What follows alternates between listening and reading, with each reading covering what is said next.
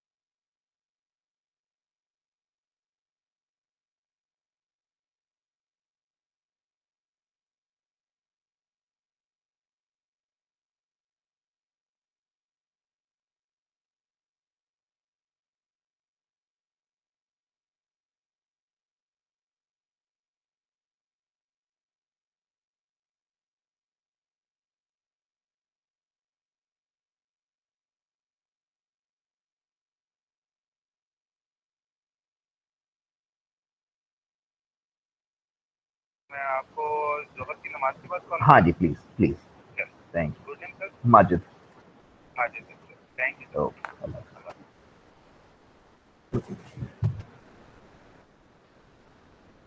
तो हम आज तक ये करते आए कि हमारे पास एक एक्स एक्सिस और एक वाई एक्सिस थी। हम एक पॉइंट पी बनाते थे और उस पी के कोऑर्डिनेट्स होते थे एक्स कॉमा वाई। एक्स का मतलब होता था कि वो एक्स एक्सिस पे कितना आगे आया है, और वाई का मतलब होता था कि वाई एक्सिस पे कितना ऊपर गया। ये हम बचपन से कर रहे हैं, इसको कार्टेशियन कोऑर्डिनेट सिस्टम कहते थे, और ये एक्स वाई कोऑर्डिनेट्स हमारे साथ चल रहे हैं हमेशा से। पोलर कोऑर्डिनेट्स ये होते हैं कि हम उसी पॉइंट पी को अब देखेंगे आर थीटा की शक्ल में। यानी हम उसको अब एक्स वाई की शक्ल में नहीं देखेंगे, कार्टेशियन में नहीं देखेंगे, हम उसको पोलर में देखेंगे, आर थीटा। अब इस पॉइंट पी का आर क्या होता है? आर ये होता है रेडियल डिस्टेंस, ये जो ओरिजिन से लेके पॉइंट तक फासला है आर, ये रेडियल डिस्टेंस, ये आर होता है। और थीटा होता है एंटी क्लॉकवाइज एंगल। ठीक है, थीटा ये होता है कि ये जो एंगल आपका एक्स एक्सिस से बन रहा है वो थीटा है। तो अगर आप पोलर की टर्म्स में चले जाओ तो ये आर, यार ये वही बात है कि जैसे आप एक नंबर को 5 लिख लो या 101 लिख लो। 101 वो बाइनरी में होता है, तो वो बाइनरी में लिख लो या डेसिमल में लिख लो, रकम उतनी 5 रुपए रहनी है। तो पॉइंट वही है, पॉइंट की लोकेशन स्पेस के अंदर वही है।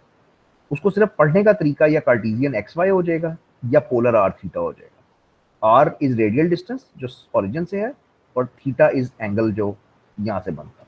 ठीक है। अच्छा, अब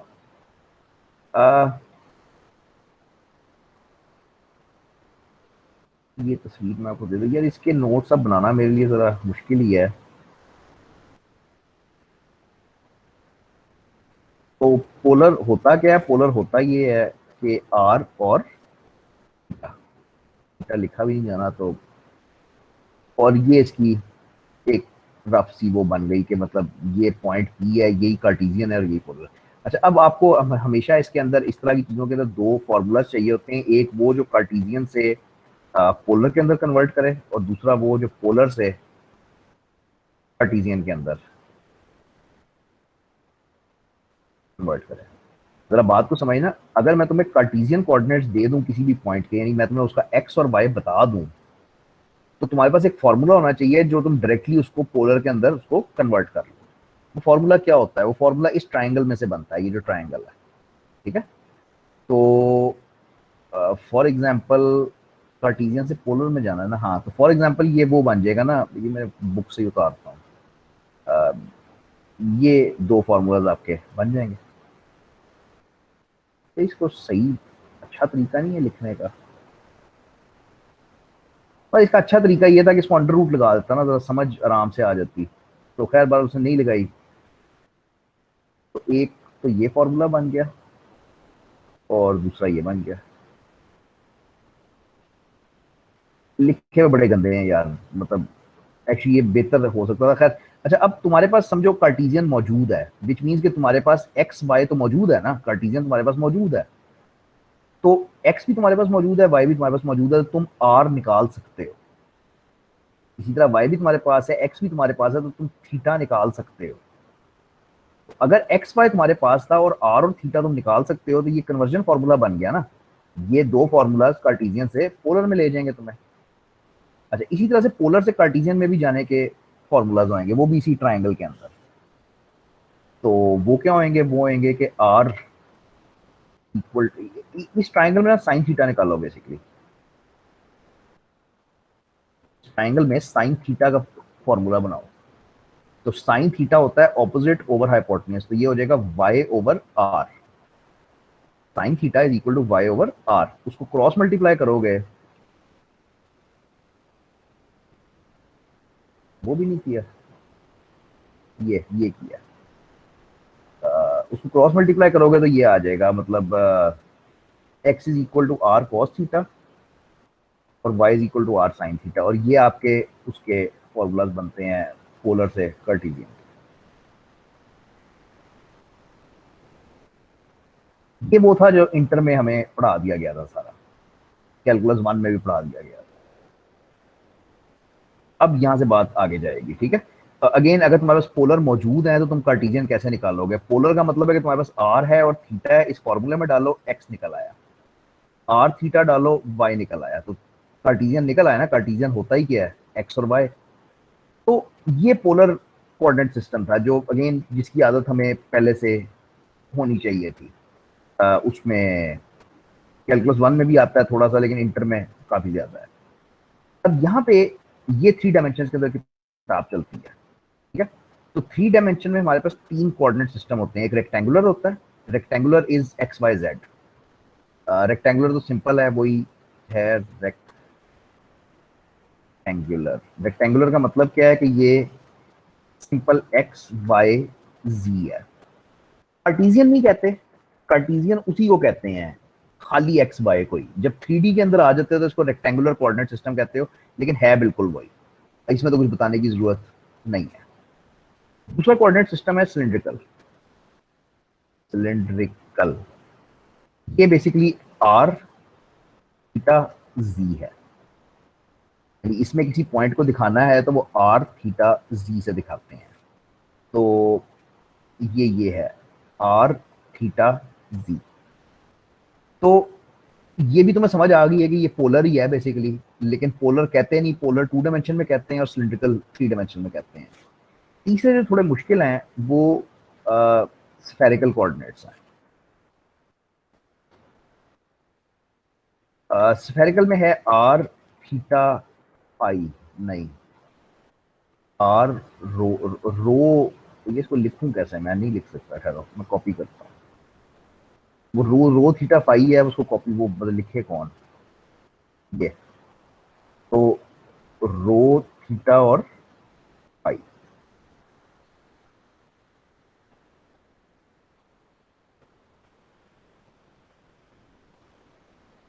ये सारा समझ आ जाएगा अभी कि ये क्या है, डोंट वरी। तो ये है रो थीटा और फाई। अच्छा, अब जरा इसको डिफाइन कर लें कि ये होता है क्या है। एक्स वाई जेड की तो मैंने बात भी नहीं करनी, एक्स एक्स एक्सिस पे, वाई वाई एक्सिस पे, जेड जेड एक्सिस पे, इस पे क्या मैं बात करूँ, इस पे जरूर करूंगा।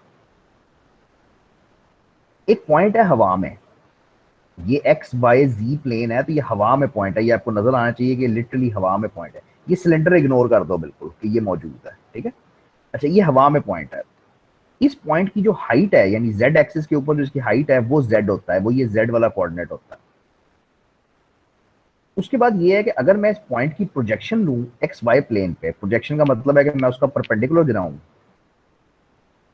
तो उस परपेंडिकुलर का जो डिस्टेंस है वो आर होता है, और उस परपेंडिकुलर का जो एंगल है वो थीटा होता है। ये इंपॉर्टेंट है काफी। हवा में कोई भी पॉइंट हो, उसके अगर तुमने सिलिंड्रिकल कोऑर्डिनेट्स निकालने हैं, तो उसका मतलब ये होता है कि तुम उससे परपेंडिकुलर गिराओ नीचे तक। उस परपेंडिकुलर का जो रेडियल डिस्टेंस बनता है वो आर है, उस परपेंडिकुलर का जो एंगल बनता है वो थीटा है, और उस पॉइंट की जो हाइट बनती है वो जी आती है। स्फेरिकल उससे भी मुश्किल है। स्फेरिकल ये है कि पॉइंट वही है हवा में, उस पॉइंट की जब तुमने परपेंडिकुलर गिराई नीचे, तो ये जो एंगल बना थीटा, ये तो अभी वही है बिल्कुल जो हम अभी बात करके आए हैं। तो ये थीटा बिल्कुल वही है। रो क्या है? रो इस पॉइंट का डिस्टेंस ओरिजिन से है। आर कुछ और था भाई। आर तो ये था कि उसका परपेंडिकुलर गिराओ और फिर उसका डिस्टेंस कितना होता है, वो आर था। तो रो ये है कि उसका डायरेक्ट डिस्टेंस कितना है ओरिजिन से, ये रो हो गया। और फाई जो है, ये फाई, ये उस लाइन का एंगल होता है विद जेड एक्सिस हमेशा। तो phi is the angle with z axis. ये इन कोऑर्डिनेट्स की, इन कोऑर्डिनेट सिस्टम्स की डेफिनेशन है। ये एमसीक्यूज की हद तक तुम्हें काफी तंग करेगी। कि वंस अगेन बड़ा क्लियर फर्क पता होना चाहिए कि रो में और आर में क्या फर्क है। तो आर वर्टिकल प्रोजेक्शन का डिस्टेंस होता है और रो डायरेक्ट पॉइंट का डिफरेंस होता है। तो ये देखें जरा कि इसमें कोई मसला तो नहीं है।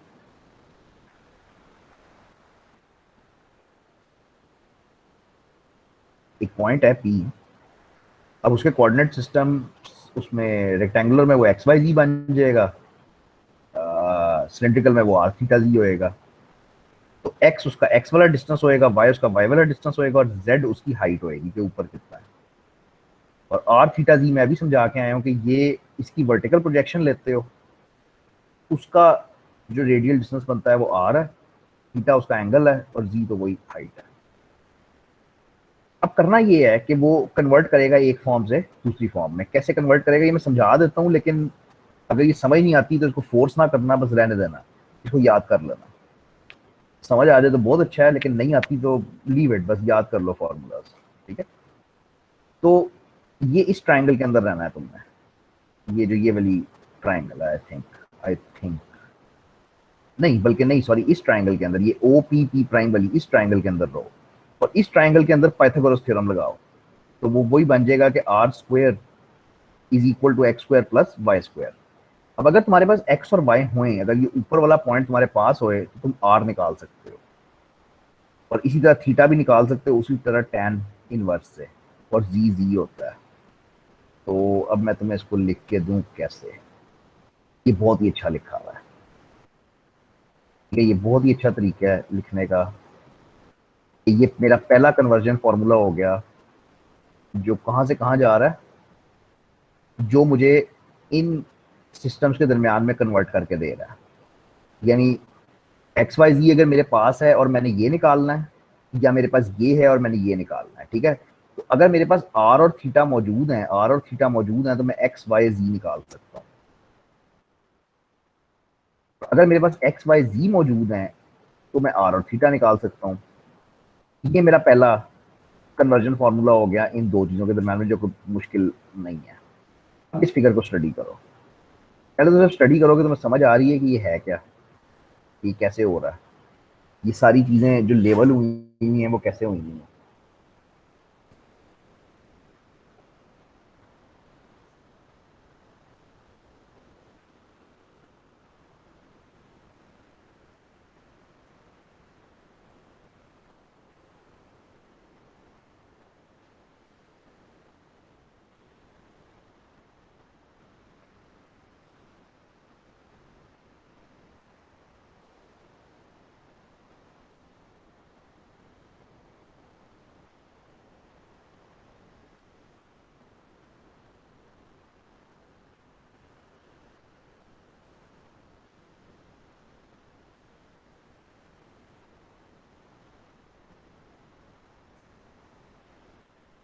तो मैं रेदर डिस्कस कर चुका हूँ कि रो पूरा डिस्टेंस है, आर वर्टिकल प्रोजेक्शन का डिस्टेंस है, थीटा इसका एंगल है, और फाई जो है वो जी एक्सिस के साथ एंगल है। अच्छा, अब कन्वर्ट करने के लिए तुम्हें इस ट्राइंगल में आना है, ये जो ओ पी पी प्राइम है, ये वाली ट्राइंगल। ठीक है, इसके अंदर जरा पाइथागोरस लगाओ। तो रो का square is equal to r का स्क्वायर प्लस जी का स्क्वायर। यानी अगर मेरे पास आर और जी मौजूद हों, तो मैं रो निकाल सकता हूँ। इसी तरह टेन फाई होएगा आर ओवर जेड। अगेन अगर मेरे पास आर और जेड मौजूद हैं, तो मैं फाई निकाल सकता हूँ। तो थीटा ही होता है। तो बहरहाल इनको कन्वर्ट करने के फॉर्मूलाज आपस में वो ये होंगे। अगर तुमने इस सिस्टम से इस सिस्टम में जाना है तो ये है, और अगर वापस आना है तो वो ये है। मैं ये तुम्हें समझाने की कोशिश कर रहा हूँ, लेकिन कुछ समझना बिल्कुल भी जरूरी नहीं है। बस तुम्हें ये मतलब तुम्हें ये बेसिकली फॉर्मूलाज याद होने चाहिए। तुम्हें कन्वर्जन के क्वेश्चंस आने हैं, तुम्हें एक फॉर्म दी होनी है कि सिलिंड्रिकल फॉर्म ये है पॉइंट की, ठीक है, और तुमसे पूछा ये जाना है कि उसको कन्वर्ट करो उसके अंदर दूसरे के अंदर। अब वैसे तो ये दो फार्मूलाज याद कर लो, ये बहुत है। आई थिंक ये बहुत है, क्योंकि तुम्हारे पास देखो ना क्या क्या पावर आ गई। तुम्हारे पास ये आ गया कि तुम इन दोनों में आपस में चेंज कर सकते हो और इन दोनों में आपस में चेंज कर सकते हो। तो अब तीसरा फॉर्मूला याद करने की जरूरत नहीं होती, क्योंकि फॉर एग्जाम्पल अगर मैं तुम्हें कहूँ कि आर एक्स वाई जी है, फॉर एग्जाम्पल मैं तुम्हें कहूँ कि एक्स वाई जी दिया हुआ है और तुमने मुझे रो थीटा बताना है। तुम्हारे पास कोई डायरेक्ट फॉर्मूला तो नहीं है, लेकिन तुम एक्स वाई से इसमें जाओगे, इस फॉर्म में चले जाओगे ना, और फिर इस फॉर्म से इस फॉर्म में चले जाओगे, तो डबल स्टेप में तुम ये काम कर सकते हो। तो वैसे तो दिस इज इनफ, ये जो ये फॉर्मूलाज हैं ये बहुत होने चाहिए, लेकिन इसने आखिरी वाला भी तुम्हें करके दिखाया हुआ है। यानी उसने इवेंचुअली ये वाला भी तुम्हें करके दिखाया हुआ है कि अगर डायरेक्टली करना है तो ये तुम्हारे ऊपर है कि तुम कितना याद करना चाहते हो। मैं तो कम से कम कहता हूँ कि याद करो।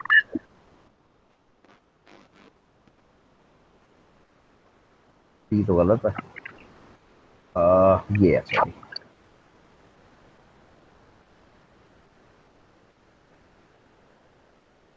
ठीक है, ये है कि अगर मेरे पास रो थीटा और फाई मौजूद हो तो इनको मैं डाल के आर, ये भी गलत है। ये तो एक्स वाई जी तक जाना है हमें एंड पे। आ,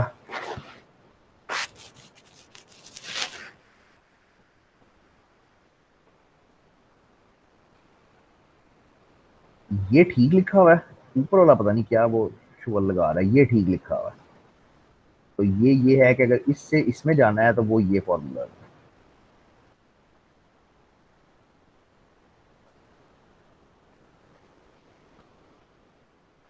ठीक है, ये बिल्कुल ठीक लिखे हुए हैं। ऊपर वाले पढ़ लेना, अगर समझ आए, नहीं आए तो कोई प्रॉब्लम नहीं। वो समझाया ना क्यों प्रॉब्लम नहीं है, क्योंकि वो तुम्हारे पास दो सिस्टम तो मौजूद हैं, तो डायरेक्ट आओ ना आओ चलता है। ये ज्यादातर यार एमसीक्यूज में आते हैं, लगता है कि ये मुश्किल है, लेकिन वो नंबर्स ऐसे होते हैं कि मुश्किल बिल्कुल नहीं होता है। फॉर एग्जाम्पल अगर मैं एक्स को जीरो कर दूं, अगर एक्स जीरो है तो कैलकुलेशन बड़ी आसान हो जाती है ना, ये भी जीरो हो गया, ये भी जीरो हो गया, कैलकुलेशन करना बड़ा इजी हो जाता है। तो ये यार फॉर्मूलाज आपको याद करने हैं और एक सिस्टम से दूसरे में कन्वर्ट करने की बस थोड़ी सी प्रैक्टिस टाइप चीज करनी है। तो एक्चुअली तो बस यहाँ पे टॉपिक खत्म हो जाता है। हाँ, ये टॉपिक खत्म हो गया। कल डोमेन है, रेंज है, लिमिट्स है, कॉन्टिन्यूटी है। ये सारा कुछ जो हमने कोई एक महीने में किया था कैलकुलस वन में, यहाँ पे एक दिन में हो जाना है। डोमेन, रेंज, लिमिट्स और कॉन्टिन्यूटी शायद एक दिन में ना हो, दो में हो, लेकिन बल बहुत जल्दी से हो जाता है, क्योंकि कॉन्सेप्ट सारे वही हैं। सिर्फ आपने करना ये है कि वो उसको 3D के अंदर हर चीज को बस लेके आना है। लेकिन मैं आज नहीं कर रहा, ये मैं नेक्स्ट टाइम ही स्टार्ट करूंगा। ठीक है, मैं इससे डोमेन से स्टार्ट करूंगा, बेसिकली लेक्चर 5 से, तो पीछे से बस रीडिंग कर देना। ठीक है भाई,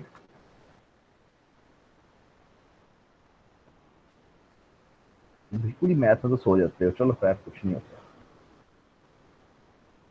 चलो ओके, ठीक है, अल्लाह हाफिज़ सर। अल्लाह हाफिज।